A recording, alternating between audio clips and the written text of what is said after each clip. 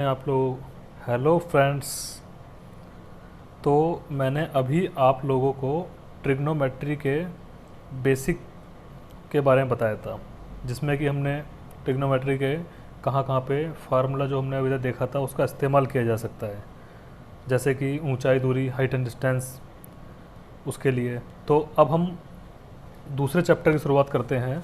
इस चैप्टर का नाम है दो चर वाले रेखीय समीकरण युग्म, pair of linear equations in two variable.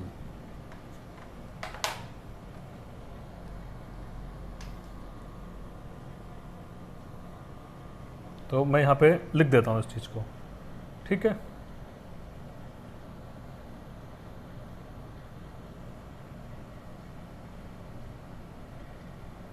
Linear equation in two variable, दो चर वाले रैखिक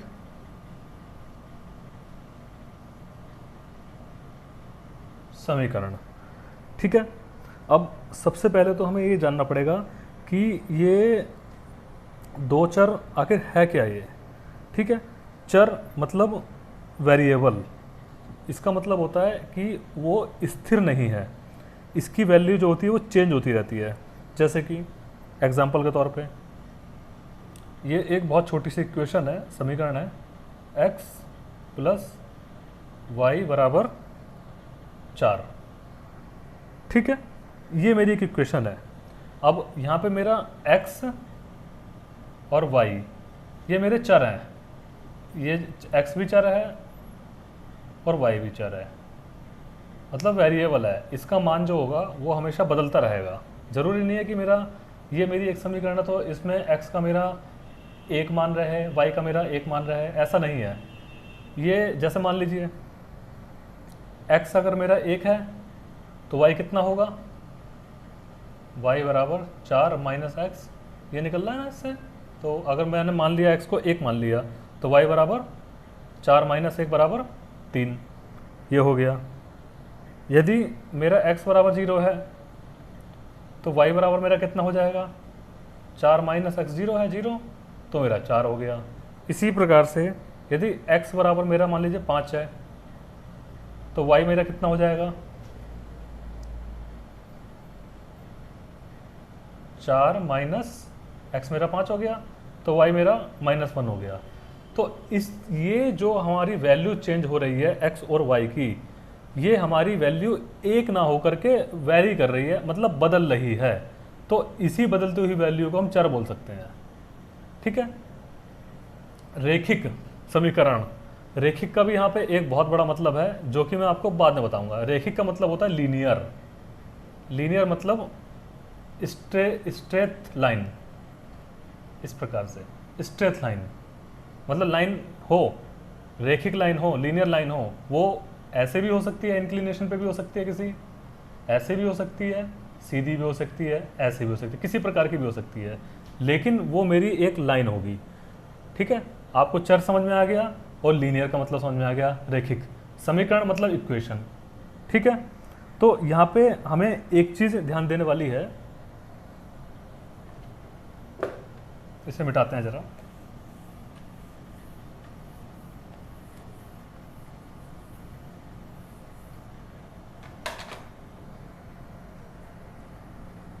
रेखिक समीकरण जो है इसको हम एक फॉर्म में रिप्रेजेंट कर सकते हैं, मतलब शो कर सकते हैं। a1x plus b1y plus c1 बराबर 0, इसको मैंने समीकरण नंबर 1 मान लिया। इसी प्रकार से a2x plus b2y plus c2 बराबर 0, इसको मैंने एक इक्वेशन दूसरी मान ली, ठीक है। यहाँ पे बहुत सारे नियम हैं, लेकिन यहाँ पे हम केवल 3 ही प्रकार के नियम देखेंगे। जैसे कि ये एक जो इक्वेशन है, दो इक्वेशन है, ये मेरी एक रेखिक इक्वेशन है, लीनियर इक्वेशन है, ठीक है। अब हम यहाँ पे ये देखना चाहते हैं कि यहाँ भी हमारा x का कुछ मान है, y का कुछ मान है इस वाली इक्वेशन के लिए, दूसरी इक्वेशन समीकरण जो है इसके लिए भी हमारा x का कुछ मान है और y का कुछ मान है। लेकिन ये दोनों इक्वेशन लाइनें जो हैं, हो सकता है मेरी ये लाइनें दोनों देखिए, इसको मैं ग्राफ से समझाना चाहता हूँ आपको। इसको मान लिया हमने x, इसको मान लिया हमने y, x dash y dash, ठीक है। मान लीजिए ये मेरी पहले समीकरण जो है, इससे मेरी एक संबंधित लाइन इस प्रकार की जा रही है जिसको ये इक्वेशन संतुष्ट करती है। x और y के हर जगह वैल्यू है, वो इस इक्वेशन को संतुष्ट करता है। इसी प्रकार से मेरी दूसरी लाइन है, ये मेरी समीकरण 1 मान लीजिए, इसको मैंने केवल 1 लिख दिया, 1 मतलब समीकरण 1।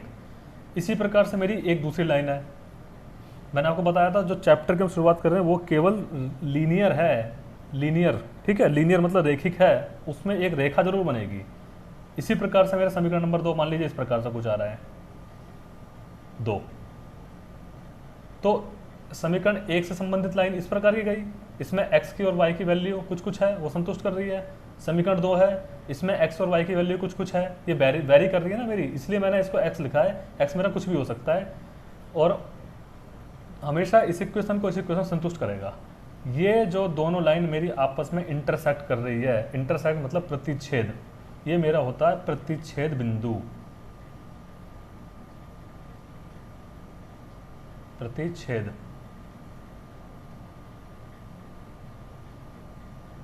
बिंदु, प्रतिच्छेद बिंदु बोलते हैं या इंटरसेक्टिंग पॉइंट बोलते हैं इसको हम लोग। ये मेरा एक ऐसा पॉइंट है, मान लिया मैंने इसको कि इस पे जो मेरे वैल्यू आएंगे वो मेरा इसमें भी संतुष्ट करेगा, इस वाले इक्वेशन को संतुष्ट करेगा। एक तो केस ये हो गया, यहाँ पे हमारा प्रतिच्छेद बिंदु मिलता है। तो इस केस के लिए कब मिलता है प्रतिच्छेद बिंदु? जब हमारा a1 अपॉन a2 बराबर नहीं है b1 अपॉन b2 के। यदि मेरा a1 अपॉन a2 बराबर नहीं है, is not equal to b1 upon b2, तो मेरा कोई ना कोई एक बिंदु जरूर होगा जहां पे मेरी दोनों लाइन आपस में वो प्रतिच्छेद करेगी, एक दूसरे को आपस में इंटरसेक्ट करेगी, ठीक है। दूसरा पॉइंट देखिए, अब मैं ग्राफ नहीं बना रहा, एक्स वाई नहीं बना रहा, सिंपल करके लाइन बना रहा हूं। एक मेरी लाइन जा रही है ऐसे, दूसरी लाइन जा रही है मेरी ऐसे, इसको मान लेता हूं मैं 1, ये वाला, इसको मान लेता हूं मैं 2, ठीक है। अब देखिए ये जो लाइन जा रही है ये जाती जा रही है ऐसे ही, कहीं दूर चलती जा रही है, नहीं पता कहाँ जा रही है। इसी प्रकार से ये लाइन भी मेरी ऐसे आ रही है, चलती जा रही है लाइन ये, लेकिन ये दोनों मेरी लाइनें आपस में कहीं एक दूसरे को इंटरसेक्ट नहीं कर रही, मतलब आपस में कहीं टच नहीं हो रही, दोनों लाइनें एक आपस में प्रतिच्छेद नहीं कर रही एक दूसरे को। तो इस कंडीशन में मेरा x और y का एक ऐसा मान नहीं हो सकता, x और y का मेरा मान नहीं निकल सकता, ताकि जो प्रतिच्छेद बिंदु है ना, प्रतिच्छेद बिंदु, इसका मतलब प्रतिच्छेद बिंदु इस वाले केस में कोई ऐसा बिंदु नहीं है जो आपस में दोनों लाइनों को प्रतिच्छेद करे। तो ये हमारी समीकरण ये हमारा कब बनता है? इसके लिए हमारी क्या कंडीशन होगी? a1 अपॉन a2 बराबर b1 अपॉन b2 बराबर नहीं है वो c1 अपॉन c2 के। यदि कोई मेरी इक्वेशन है और उसमें पूछा जाता है कि क्या इस लाइन का कोई प्रतिच्छेद बिंदु है, तो सबसे पहले हमें ये चेक करना है a1 अपॉन a2 बराबर नहीं है b1 अपॉन b2 के। यदि इस प्रकार का समीकरण हमारा बन जाता है, ये बराबर नहीं आ रहा, इन दोनों का रेशियो, इन दोनों का रेशियो, तो हम कह सकते हैं कि हाँ हमारी रेखिक लाइन जो है इसका कोई प्रतिच्छेद बिंदु है। लेकिन यदि मेरा a1 अपॉन a2 बराबर है b1 अपॉन b2 के, लेकिन वो बराबर नहीं है मेरा c1 अपॉन c2 के, तो उस केस में मेरा दोनों लाइन आपस में कहीं भी एक दूसरे को इंटरसेक्ट नहीं करेगी और एक्स वाई का मेरा कोई मान नहीं निकल सकता। तीसरा केस क्या बनता है? मेरी ये लाइन जा रही है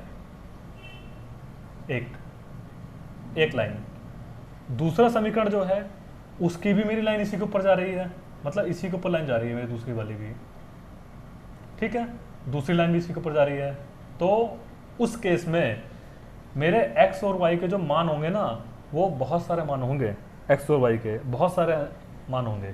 भाई यहाँ भी मेरे, यहाँ भी लाइन आपस में ये काट रही है, यहाँ भी काट रही है, यहाँ भी काट रही है, हर जगह मान सकते हैं ये लाइन आपस में एक दूसरे को इंटरसेक्ट कर रही है। इस केस में एक जगह करा था, हमारे यूनिक पॉइंट निकलेंगे एक्स और वाई के। इस केस में कहीं नहीं किया इंटरसेक्ट, तो हमारी ये समीकरण फॉलो होगी। लेकिन इस केस में तो हमारी देख रहे हैं आप, लाइन जो है एक के ऊपर एक है, मतलब हर जगह कह सकते हैं इंटरसेक्ट कर रही है, या एक ही लाइन है हमारी, तो एक्स और वाई के हमारे बहुत सारे मान होंगे।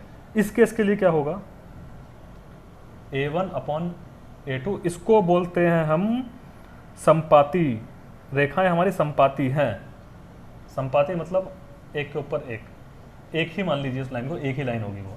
a1/a2 b1/b2 बराबर c1/c2। तो यहाँ पे हमें ये याद रखने वाली बात है, ठीक है। मतलब देख लिए, अभी तक मैंने आपको जो पढ़ाया उसको मैं संक्षिप्त में आपको दोबारा से बता देता हूँ। हम यहाँ पे रेखिक लाइन उसको पढ़ने के लिए आए हैं यहाँ पे, ठीक है। ग्राफ तो हमारे बहुत सारे बनते हैं, उनकी बात हम कभी दूसरे वीडियो में करेंगे। वो पैराबोला भी हो सकता है, परवलय जिसे बोलते हैं, अति परवलय हो सकता है, हाइपरबोला भी हो सकता है, बहुत सारी चीज़ें होती है, उस पर भी हमारा ध्यान नहीं है। सिंपल अभी हम केवल ये जानते हैं, एक हमारी ये लाइन है रेखिक लाइन, मतलब लीनियर इक्वेशन है इस प्रकार से। अगर ये आपस में कहीं काटती है तो उस केस में a1/a2 बराबर नहीं होगा b1/b2 पे। यदि मेरी एक लाइन ऐसे जा रही है, दूसरी लाइन भी मेरी उसके पैरेलल जा रही है, तो उस केस में a1/a2 बराबर b1/b2 बराबर नहीं होगा c1/c2 के। लेकिन एक लाइन मान लीजिए मेरी ये है, दूसरी लाइन भी मेरी यही है, और दोनों एक लाइनें एक दूसरे के ऊपर जा रही हैं, उस केस में मेरा a1/a2 बराबर b1/b2 बराबर c1/c2। उस केस में मेरे x और y के अनेक हल निकलेंगे, बहुत सारे हल निकलेंगे। इस केस में एक हल निकलेगा x और y का, मतलब एक हल मतलब या बोल दो मान, x और y का मेरा केवल एक मान होगा। इस केस में कोई हल नहीं,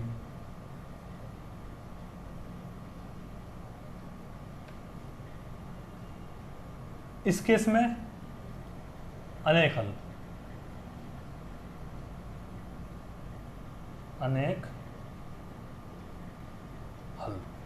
ठीक है। अब देखिए, इससे संबंधित मैं आपको कुछ क्वेश्चन दिखाना चाहता हूं, ठीक है। देखिए, इसको मिटाता हूं मैं। अब सिंपल क्वेश्चन आज हम देखेंगे, उसके बाद कल जो है नेक्स्ट वीडियो में थोड़े कठिन क्वेश्चन देखेंगे। आज हम किसी का मान नहीं निकालेंगे, केवल हम ये देखेंगे इसके मान निकल सकते हैं या इसके मान नहीं निकल सकते, ठीक है। देखिए,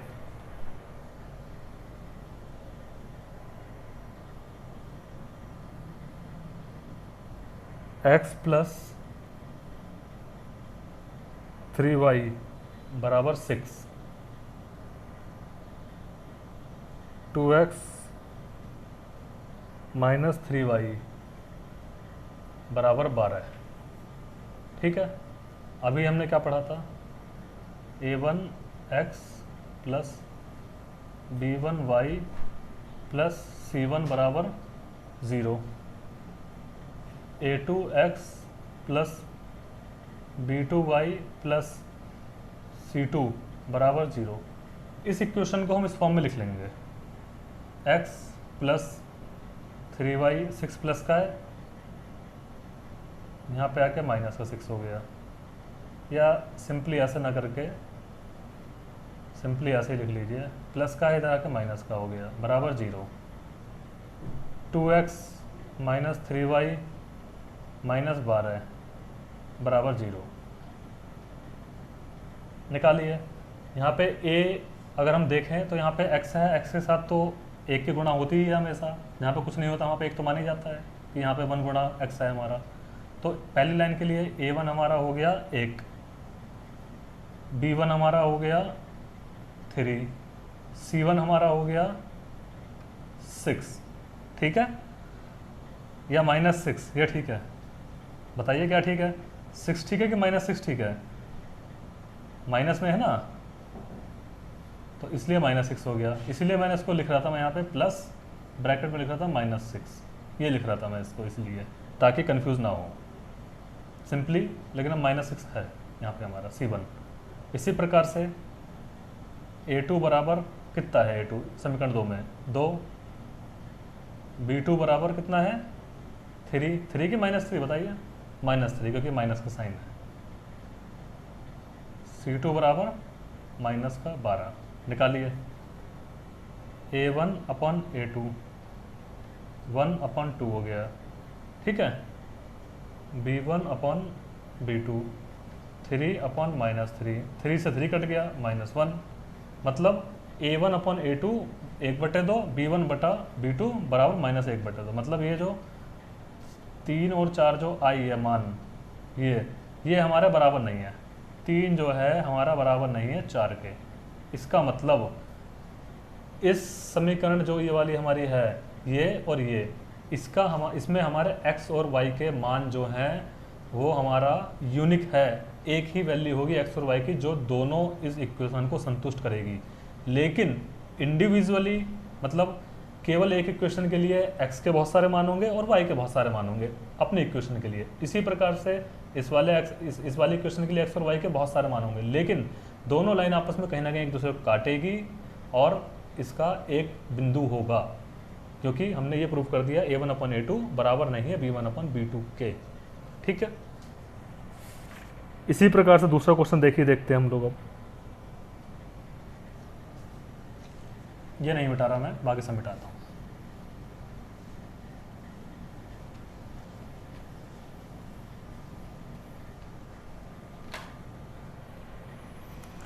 देखिए 5x माइनस 8y प्लस 1 बराबर 0, 3x माइनस 24/5y प्लस 3/5, 3/5 बराबर ये। अब देखिए यहाँ पे हम देख रहे हैं A1 क्या है 5, B1 क्या है -8, C1 क्या है 1, A2 क्या है 3, B2 क्या है -24/5, C2 क्या है 3/5, ठीक है। अब देखिए A1 अपॉन A2 निकाल लीजिए। A1 अपॉन A2 बराबर कितना हो गया 5/3, ये हमारा 1 हो गया। B1 अपॉन B2 निकालिए। B1 अपॉन B2 बराबर हो गया -8/-24/5 बराबर -8/1 गुणा 5/24, लेकिन माइनस का, माइनस से माइनस कट गया, 8 का 8, 16 8 24, 5/3 2 हो गया। ये तो सॉल्व कर लेते हो ना, ये तो बहुत सिंपल है कि अगर ये 8 है, इसके नीचे मेरा कुछ नहीं है, तो हम उसे 1 मान सकते हैं, क्योंकि अगर ये मेन ओब्लिक ये वाला है, इसके नीचे हमारा ये 1 है 24/5, ये हमारा 8 है, तो 8 के नीचे हम 1 मान सकते हैं सिंपली करके इस तरह से 8/1, फिर ये नीचे है, ये हमारा पूरा पलट जाएगा ऊपर जाके 5 इतना। इसी प्रकार से यदि 24 होता केवल तो हम इसके नीचे 1 मान सकते थे, तो हमारा ये पलट जाता, ठीक है। C1 अपॉन C2 निकाल लीजिए। C1 अपॉन C2 कितना है C1, देखिए 1/3/5। याद रखने की बात है ये हमारा मेन वाला बटे है, मेन वाला ये हमारा इसके नीचे है, दूसरी वैल्यू उसमें बटे लगा हुआ है। तो यहाँ पे सिंपली हम क्या करेंगे, 1 है, 1 के नीचे 1 और मान लेंगे, गुणा पलट जाएगा 5/3 बराबर 5/3, तो ये हमारा आ गया 3। अब देखिए A1 upon A2 5/3, B1 upon B2 5/3, C1 upon C2 ये भी 5/3। मतलब कौन सा क्राइटेरिया हमारा पूरा हो रहा है यहाँ पे, A1 अपॉन A2 बराबर B1 अपॉन B2 बराबर C1 अपॉन C2। मतलब इस इक्वेशन के हमारे अनंत हल निकलेंगे, x और y के हमारे इतने सारे मान निकलेंगे कि जो मान यहाँ पे x का कुछ भी हम निकाल सकते हैं एक इक्वेशन के लिए, वो दूसरी इक्वेशन को संतुष्ट करेगा ही करेगा। इस केस में हमारे x और y के अनेक हल हैं, अनेक, या ये बोल लीजिए अनंत हल, अनंत हल है, बहुत सारे हल हैं, इसका अंत नहीं है। ये दूसरा एग्जाम्पल ये हो गया। ठीक है, तीसरा एग्जाम्पल देखिए,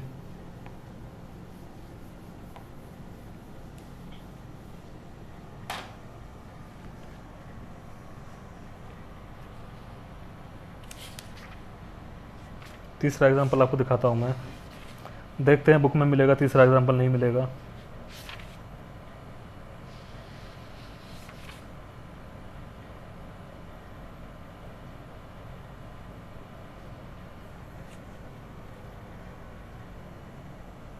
देखिए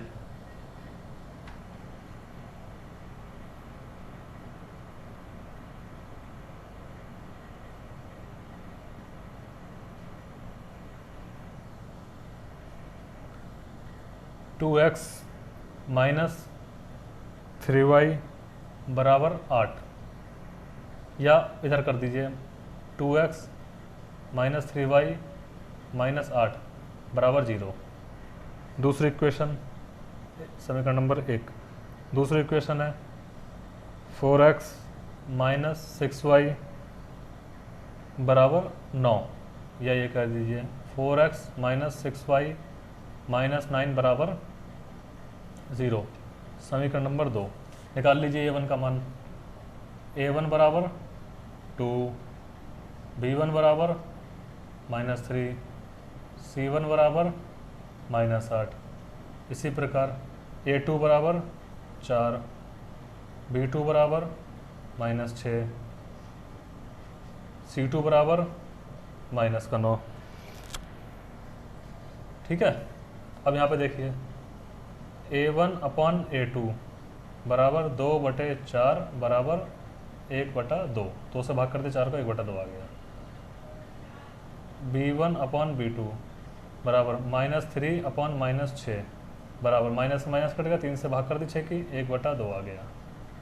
c1 अपॉन c2 बराबर -8 अपॉन -9, माइनस से माइनस कट गया, 8/9, भाग नहीं हो पाएगी, इसलिए ये है। देख लीजिए a1 यहाँ पे क्या निकल रहा है हमारा, इससे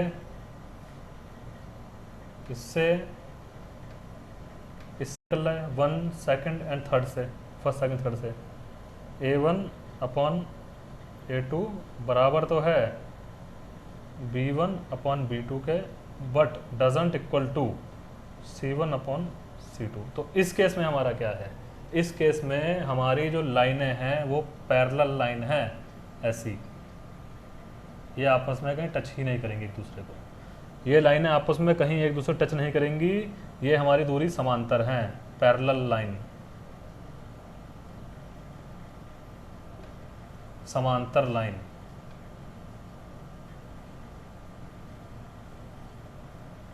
समांतर रेखा है, ये आपस में x और y आपस में काटेगा ही नहीं एक दूसरे को, जैसा कि मैंने आपको पहले वीडियो में बताया, अभी थोड़ी देर पहले बताया था चैप्टर की स्टार्टिंग से पहले। ठीक है, तो आज के लिए इतना ही। इस चीज़ को, इसके फर्दर क्या क्या यूज़ होते हैं वो हम नेक्स्ट वीडियो में देखेंगे। ओके, ठीक है, मिलते हैं कल नेक्स्ट वीडियो में।